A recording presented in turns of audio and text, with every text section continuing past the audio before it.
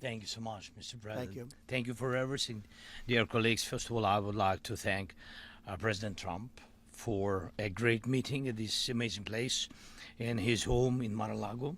And we had a really great discussions on all the topics, and we appreciate the progress that was made by American and Ukrainian teams in these recent weeks. Special thanks to Steve Witkoff and Jared Kushner, and thank you to for their engagement and full commitment, and also to our team, and first of all to Rustem Umerov and General Gnatov, and to all our teams. And we discussed all the aspects of the peace framework, which includes, and we have a great achievements, 20-point peace plan, 90% agreed, and U.S.-Ukraine security guarantees 100% agreed. U.S.-Europe-Ukraine security guarantees almost agreed. Military dimension 100% agreed.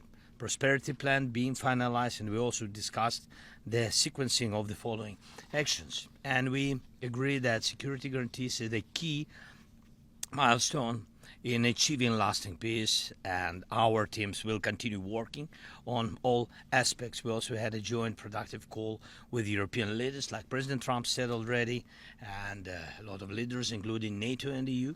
And we agreed that our teams will meet in upcoming weeks to finalize all discussed matters. And we agreed with President Trump that he will host us, and maybe in Washington, European leaders and Ukrainian delegation, yes, in January. And Ukraine is ready for peace. And once again, would like to thank President Trump for a warm welcome and substantial discussion. Thank you, Mr. President. Thank you very much. Thank you so much.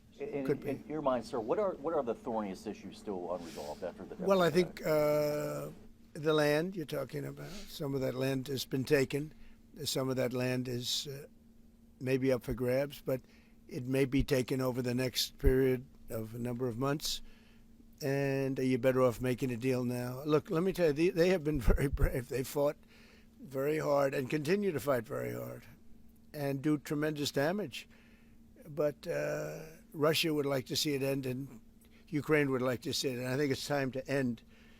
And a lot of very brave people, a lot of people that are dead right now, unfortunately, because I've said, and nobody's disputed it, that if the election weren't rigged and stolen, 2020, you wouldn't have had this war. It would have never happened. And it didn't happen for 4 years. Never was even thought to happen. And I spoke with President Putin. I got along with him very well, despite the Russia hoax, which was a total hoax. He used to say, what is going on over there? But it was a total hoax, as he knew and as I knew.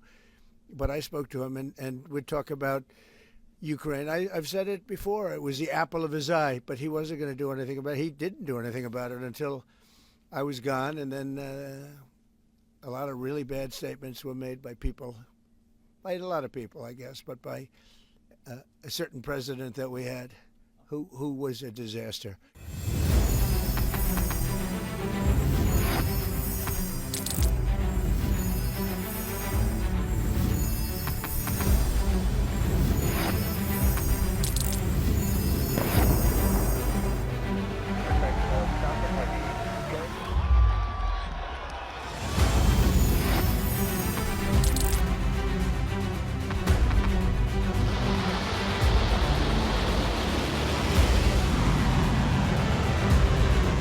Been fighting so long and so hard that they don't know what the they're doing.